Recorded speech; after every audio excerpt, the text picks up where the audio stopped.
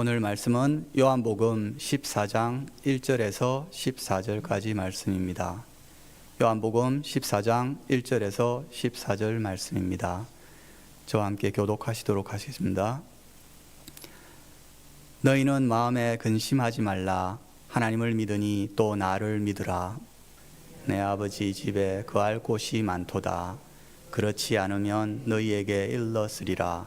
내가 너희를 위하여 거처를 예비하러 가노니 가서 너희를 위하여 거처를 예비하면 내가 다시 와서 너희를 내게로 영접하여 나 있는 곳에 너희도 있게 하리라. 내가 어디로 가는지 그 길을 너희가 아느니라. 도마가 이르되 주여 주께서 어디로 가시는지 우리가 알지 못하거늘 그 길을 어찌 알겠사옵나이까. 예수께서 이르시되 내가 곧 길이요 진리요 생명이니 나로 말미암지 않고는 아버지께로 올 자가 없느니라. 너희가 나를 알았더라면 내 아버지도 알았으리로다. 이제부터는 너희가 그를 알았고 또 보았느니라. 빌립이 이르되 주여 아버지를 우리에게 보여주옵소서. 그리하면 족하겠나이다. 예수께서 이르시되 빌립아 내가 이렇게 오래 너희와 함께 있으되 너희가 나를 알지 못하느냐. 나를 본 자는 아버지를 보았거늘 어찌하여 아버지를 보이라 하느냐. 내가 아버지 안에 거하고 아버지는 내 안에 계신 것을 너희가 믿지 아니하느냐. 내가 너희에게 이르는 말을 스스로 하는 것이 아니라 아버지께서 내 안에 계셔서 그 일을 하시는 것이라. 내가 아버지 안에 거하고 아버지께서 내 안에 계심을 믿으라. 그렇지 못하겠거든 행하는 그 일로 말미암아 나를 믿으라.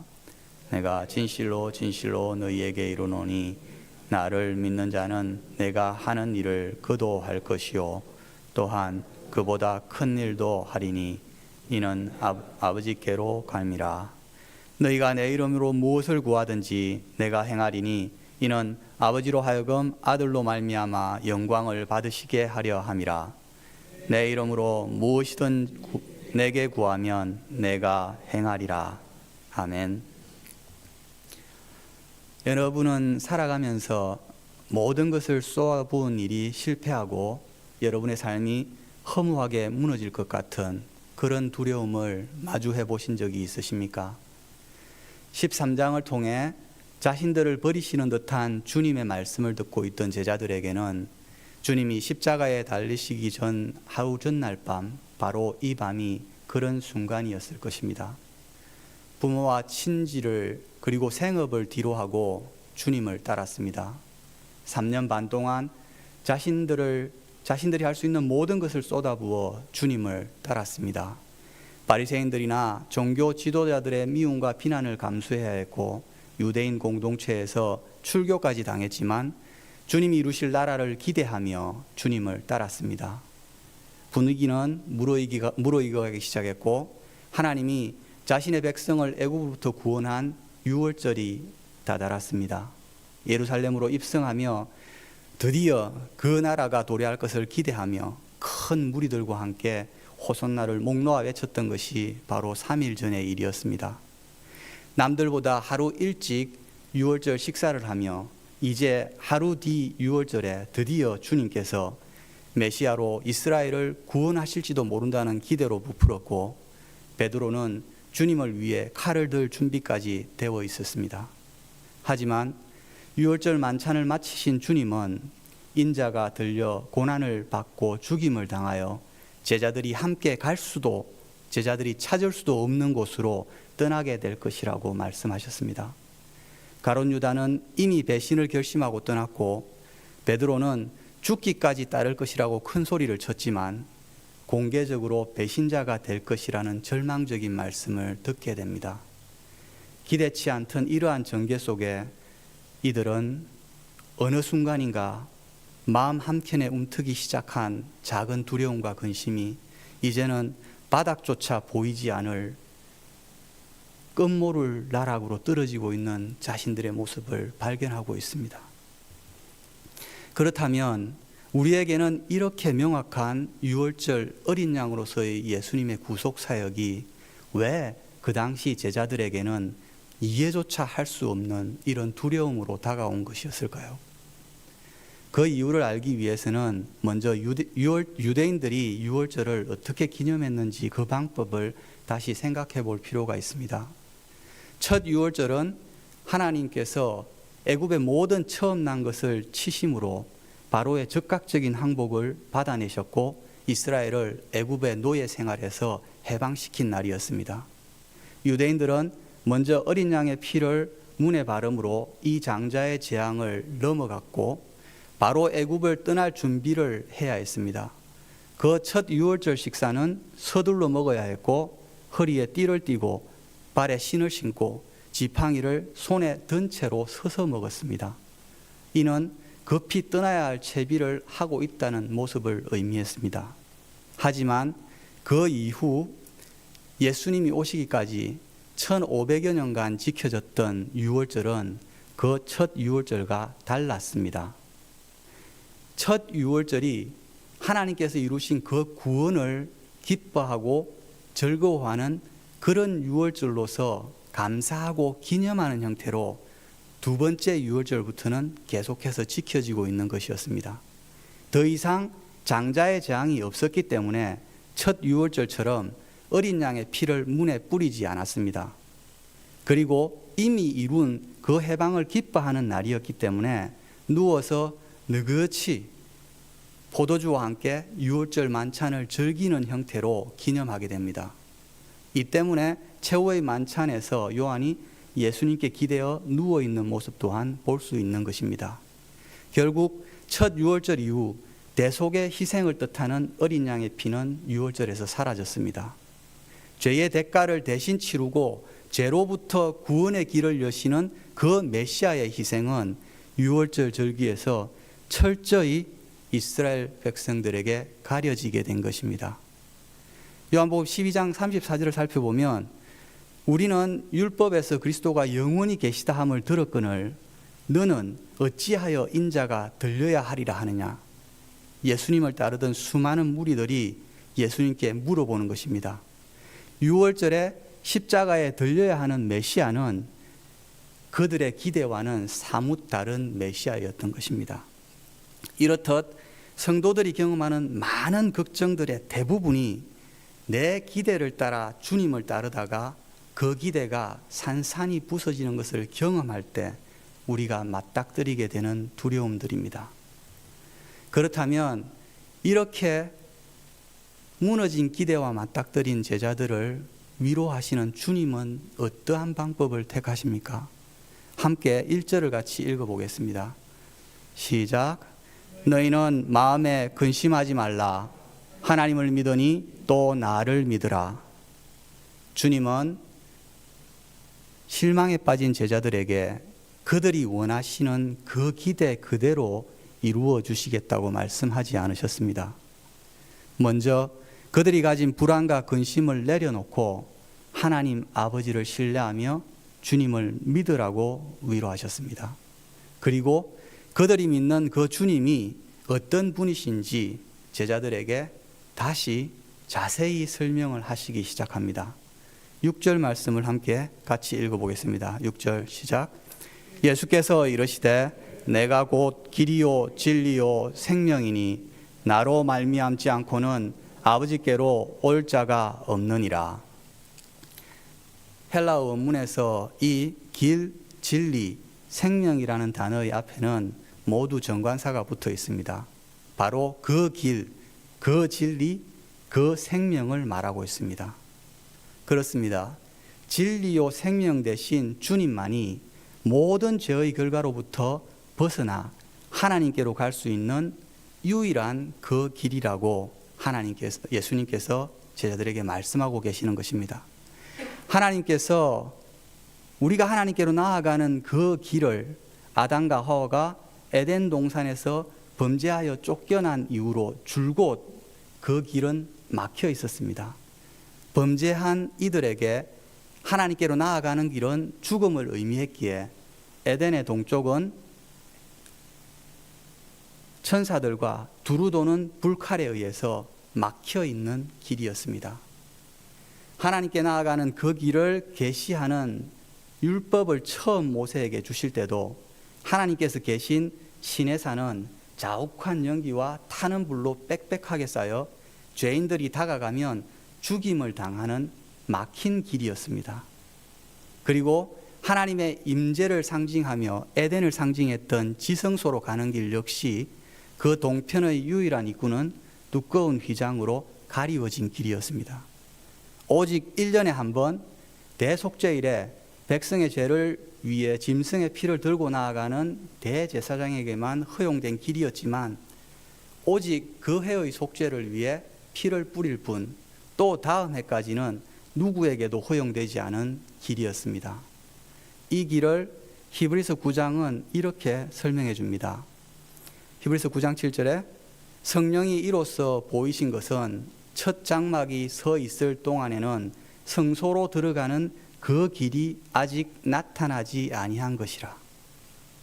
그런데 주님께서 오셔서 하나님께서 계신 성소로 들어가는 그 길로 육신을 입고 이 땅에 오셨음을 말씀하셨습니다. 히브리서 10장은 예수님이 그 길을 어떻게 우리를 위하여 여셨는지 말씀해 주십니다. 히브리서 10장 19절에서 20절 말씀을 보면 그러므로 형제들아 우리가 예수의 피를 힘입어 성소에 들어갈 담력을 얻었나니 그 길은 우리를 위하여 휘장 가운데로 열어놓으신 새로운 살 길이요 휘장은 그의 육체니라. 주님은 십자가에 달려 휘장이신 그 육체를 찢으시고 자기의 피로 영원한 속죄를 이루셔서 우리가 하나님 아버지와 함께 할 수 있는 새로운 살 길, 참 생명의 길을 열어주신 것입니다. 이러한 주님이 주신 그 길을 기뻐하고 감사하는 오늘 하루의 삶이 될 수 있기를 축복합니다. 그런데 주님께서 하나님께로 가시는 길을 열어주신다는 이 말씀에 빌립은 당돌하게 아버지를 보여달라고 합니다. 우리가 전도하다 보면 이런 얘기들을 종종 듣곤 합니다. 그렇지만 빌립에게서 이런 요청을 듣는 것은 약간은 의외입니다. 나다나엘과의 대화를 통해 우리가 유추할 수 있듯이 빌립은 율법을 깊이 묵상한 것으로 보이고 율법을 잘 아는 유대인이라면 하나님의 영광을 마주하는 것이 바로 죽음을 뜻하는 것임을 알았기 때문입니다. 그렇다면 왜 빌립은 지금 하나님을 보여달라고 말하고 있습니까? 그는 어쩌면 율법을 통해 하나님께로 가는 길을 처음 제시한 모세가 70인의 장로들에게 하나님의 영광을 보여줬던 그 장면을 이 순간에 떠올렸을지도 모릅니다. 출애굽기 24장에 보면 이 장면이 잘 묘사되어 있는데요. 한번 찾아봤으면 좋겠습니다. 출애굽기 24장 9절에서 11절 말씀입니다.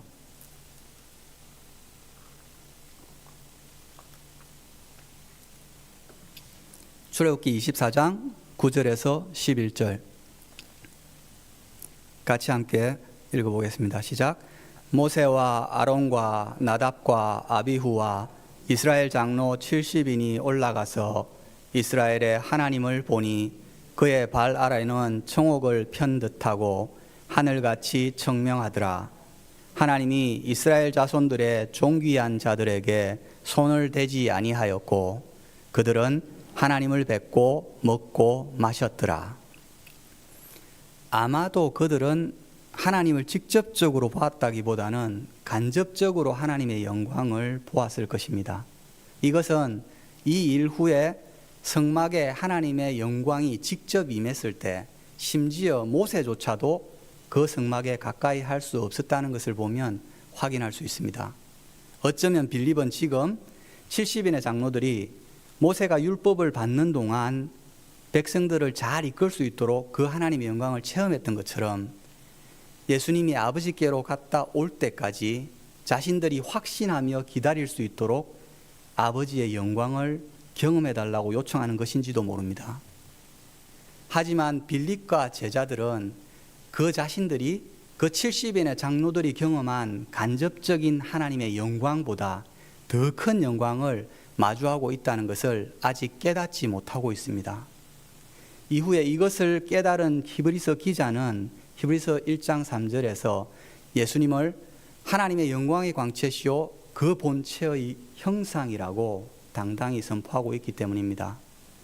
그리고 70인의 장로들이 하나님의 영광을 마주하며 먹고 마셨듯이 하나님의 영광의 본체이신 주님께서는 이미 성찬식을 통해서 자신의 살과 피를 제자들에게 주심으로 죄인된 그들이 하나님의 영광을 마주하게 하셨고 하나님과 동행하는 삶을 살 수 있도록 이미 그 길을 열어주셨습니다.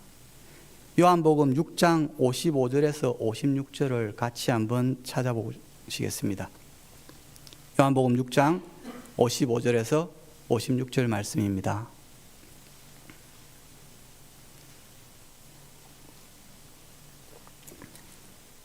요한복음 6장 55절에서 56절 시작. 내 살을 먹고 내 피를 마시는 자는 내 안에 거하고 나도 그의 안에 거하나니 살아계신 아버지께서 나를 보내심에 내가 아버지로 말미암아 사는 것 같이 나를 먹는 그 사람도 나로 말미암아 살리라. 아멘. 성찬식은 이렇듯 영광이신 주님과 우리가 육체로 함께하며 성령 안에서 하나님과 교제하는 삶을 누림으로 하나님의 영광을 매일매일의 삶 속에서 우리가 경험할 수 있도록 주신 주님이 주신 큰 은혜입니다. 한 찬양의 가사처럼 우리는 이 은혜가 아니면 살아갈 수가 없습니다. 때로는 그분의 크신 계획을 다 볼 수가 없고 작은 고난에 쉬지치게 되는 우리지만 이 은혜에 묶인 우리이기에 오직 주님 예수만을 바라볼 수 있게 되는 것입니다. 그리고 그 은혜의 주님께서 이 아침에 우리에게 2번씩이나 강조하시며 약속하시는 말씀이 있습니다. 너희가 내 이름으로 무엇을 구하든지 내가 행하리라. 내 이름으로 무엇이든지 내게 구하면 내가 행하리라. 이렇게 주님의 약속을 붙들고 이 아침에 주님의 이름으로 응답을 구하며 응답을 받는 이 하루가 되시기를 축복합니다. 기도하겠습니다. 사랑하는 주님, 이 땅을 살아가며 나의 기대가 허물어질 때 주님을 바라보지 못할 때가 많은 것을 봅니다. 하나님, 하지만 그 기대가 하나님으로부터 떠난 죄의 결과임을 깨닫게 하시고 오직 하나님 안에서만 참 평안을 누리며 주님이 주신 그 구원을 기뻐하고 즐거워할 수 있음을 깨달아 알게 하시니 감사합니다. 또한 우리에게 가리워졌던 복음의 진리를 깨닫게 하시고 그 주님을 바라보며 우리에게 하나님께로 향하여 활짝 열려진 그 길 안에서 기뻐하고 즐거워하는 삶을 살아갈 수 있게 해주시니 또한 감사합니다. 이 하루 주님을 의지하며 기도하고 주님의 영광을 구하는 하루가 되게 하여 주시옵소서. 감사합니다. 예수님 이름으로 기도합니다. 함께 기도하시다 돌아가시기 바랍니다.